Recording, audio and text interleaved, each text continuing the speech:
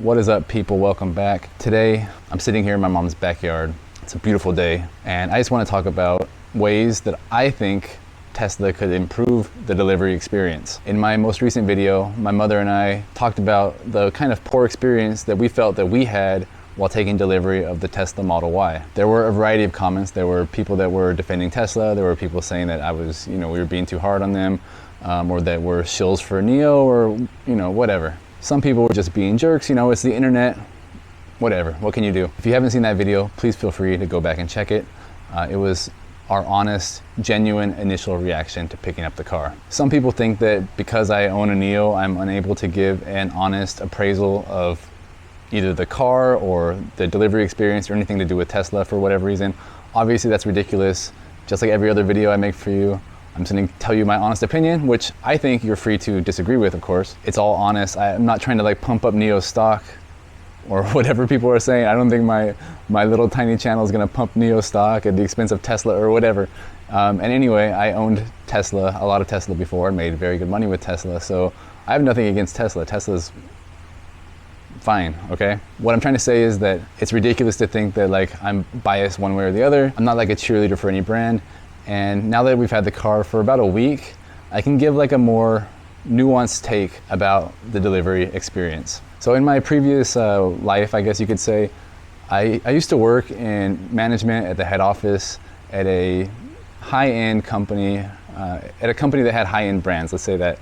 We had many, many retail stores in a variety of brands, all across China and even outside China. We had thousands of staff that interacted with customers every single day. As the director of the international department in this company, one of my jobs, one of my major responsibilities was to take this company from a good high-end Chinese company into a company that could compete on the international stage. We wanted to be a worldwide, internationally recognized, high-quality brand. So I used to go on a lot of business trips, all the time. I go to South Korea, Taiwan, Singapore, Hong Kong, even go to Europe, went to France and Spain and Germany.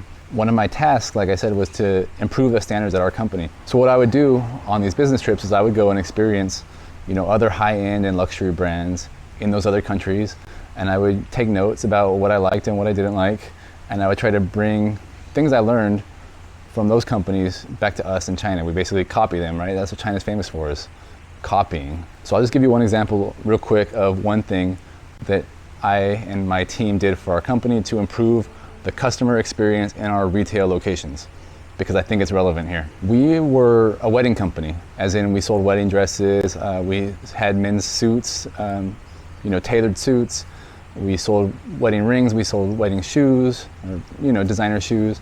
We did basically everything in the wedding business. Of course, if you're trying on dresses or suit pants or shoes, you're gonna need to take off your own shoes, right? So one of the things we did to improve the customer experience is that we set a standard. I think it was 68 degrees, but we would do Celsius in China.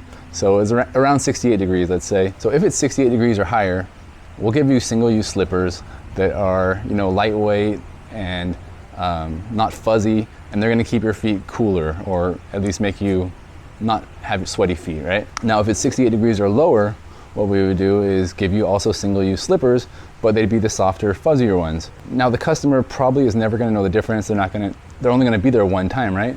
Just like when I take a delivery of a Tesla, I'm only gonna be there one time. But we had standard practices that we would follow based on, what we thought was best for the customer. In this case, warm feet for cold days and cool feet for hot days, basically.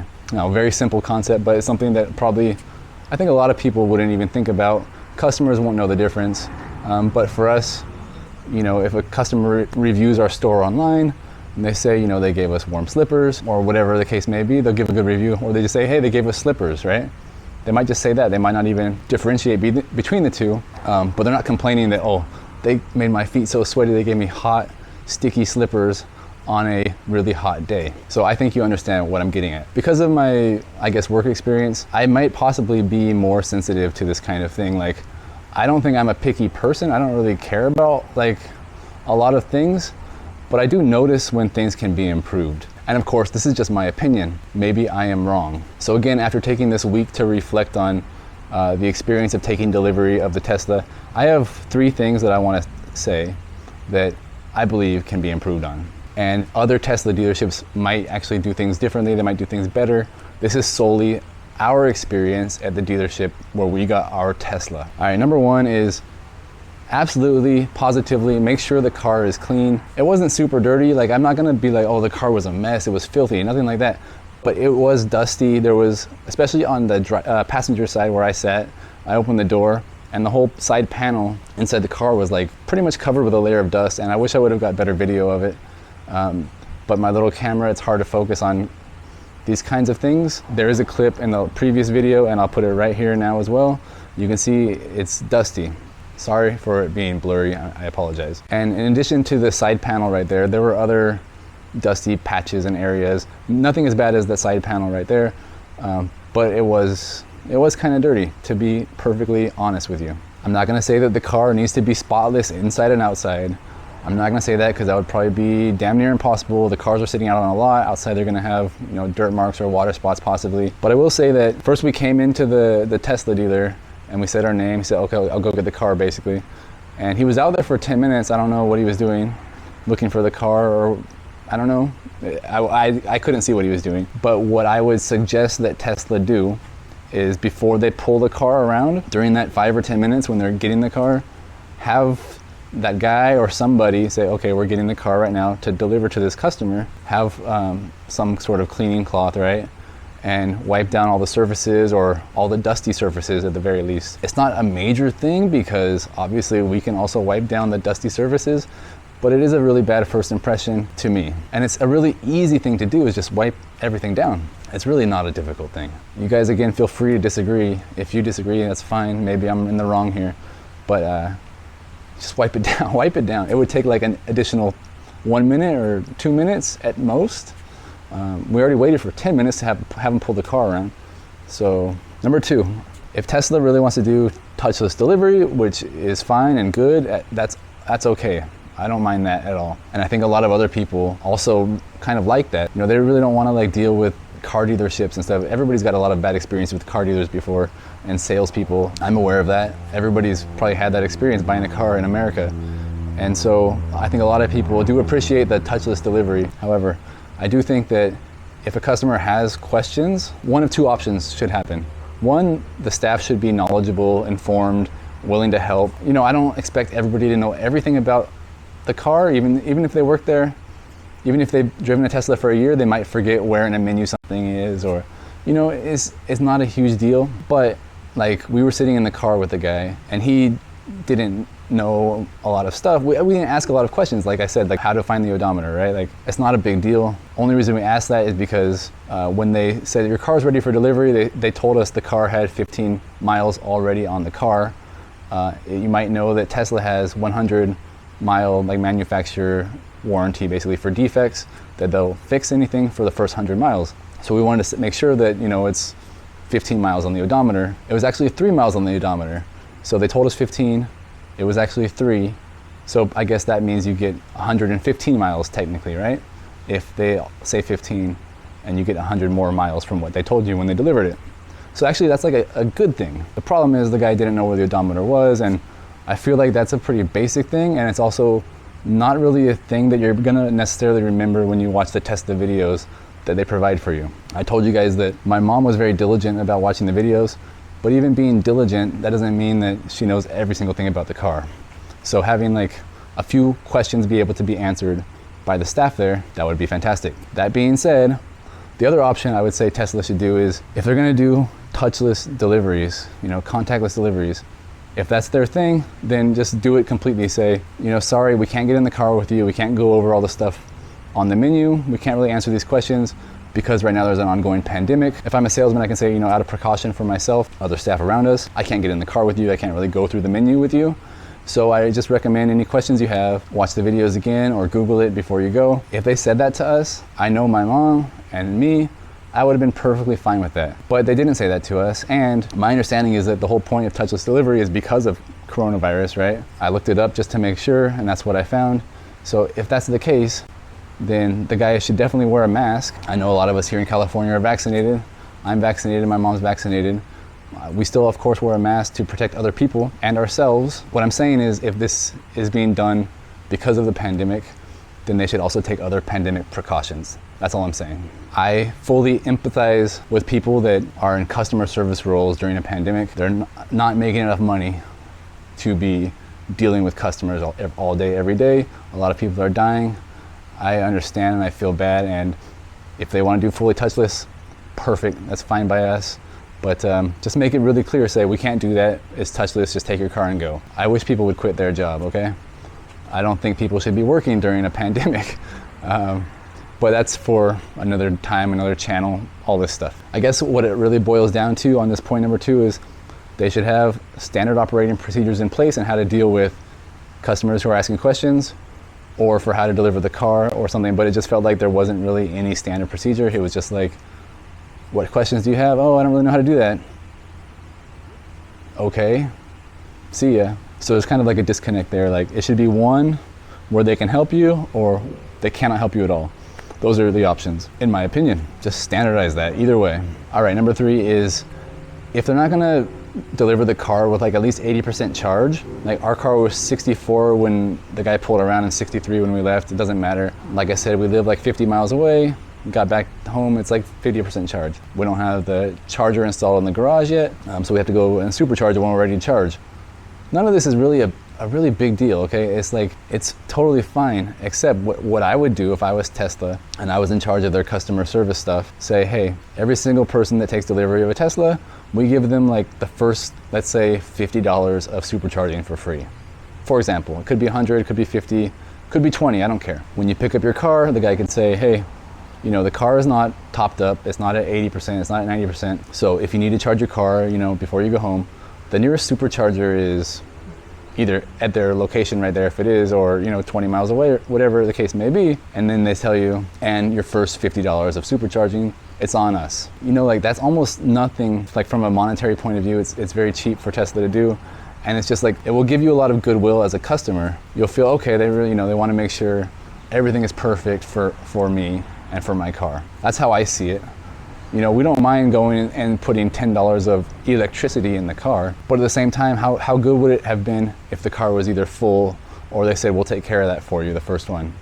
It's just a really simple thing, and it would make you feel good. And I understand in the past, Tesla has like given out credit for supercharging, but they're not doing that right now as far as I can tell. So they didn't give us any. From my perspective, again, as a person who used to try to implement like standards across a huge company, a company with thousands and thousands of employees across a country as big as China, and even with international locations, what I did was help standardize our procedures for customer service and make them, you know, world class. Now, Tesla is not a luxury brand necessarily. You know, it's a good brand, but it's not a luxury car, and so they don't need to do like extreme luxury procedures, but just some very simple, basic, standard procedures that will make the customer feel better when they are there. Ultimately, it doesn't matter, because, you know, that was a week ago. The time has passed.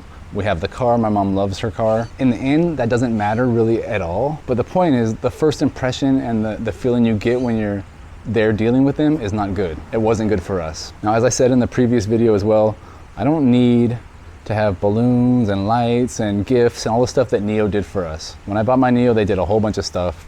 They took me through the car point by point for 45 minutes or so. They taught me how to use the car. They gave me stuff. It was great. I don't need that. That's not really important. Again, just like picking up a Tesla and having them, you know, a bad first impression is not that important. Also, having like a good first impression when you pick up the car is not that important, because ultimately you do that one time. You get your car one time. After that, you never get it again. After that, your experience driving the car and owning the car, that's what really matters, right? So at the end of the day, it doesn't really matter, but it kind of does matter. Let me know what you think. Leave a comment. Tell me, am I still out of touch? Am I off base? Do I still seem like a shill for NIO? When, even though I make videos criticizing NIO and I don't hype them up and go, oh, rah, rah, rah, buy the stock, all this stuff, okay? Just tell it like it is. I'm basically like the Donald Trump of NIO videos, I don't know. Anyway, just leave a comment, let me know what you think about my suggestions if you can. And last but not least, my mom did see a comment in which I said that she's pushing 70 years old, so she might need a little bit of help, you know, dealing with the computers and whatnot. She wanted me to tell everybody that actually she's closer to 65 than to 70, so I can't say that she's pushing 70 just yet. Maybe in a couple more years I can leave another comment where she actually is pushing 70. So sorry about that, Mom. And yeah, that's it. So thank you for watching, and feel free to like and subscribe and ring the bell, do whatever the hell you want. Take care. As a little post-credit Marvel style extra scene, I actually forgot to say something earlier that I wanted to say.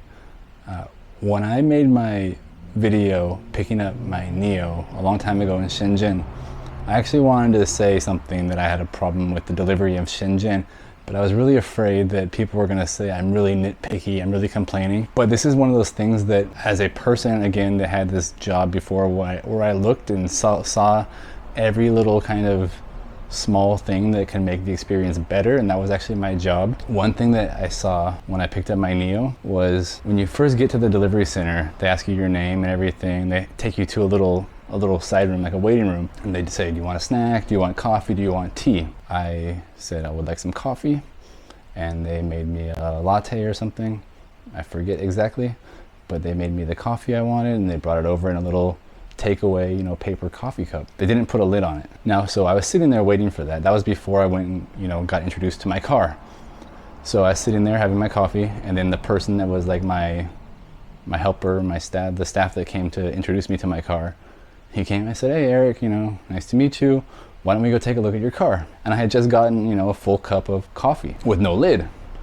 And so I left my coffee there on the table, basically, because I personally didn't want to go take a full cup of coffee into my brand new car. So I was gonna say in my NIO delivery video in Shenzhen that I think the only real problem I had the whole experience was that they should have given you a lid on the coffee, so that if they're gonna give you a coffee, you can pick up your coffee and take it and go through your new car without the risk of spilling, basically. Again, I was afraid that people were gonna say, oh my God, that's like the biggest nitpick of all time. But for me, if I was in charge of NIO's customer service, just like I have suggestions for Tesla's customer service and their delivery experience, if I was in charge of NIO's delivery experience, I would say, of course, you can give the customers coffee or tea, but give them a lid and they can pick it up and they can take it with them while they go look at their car. Now, we looked at our car and then we went back to the waiting room to sign paperwork and stuff, and my coffee had been cleaned up by the IE, the cleaning lady.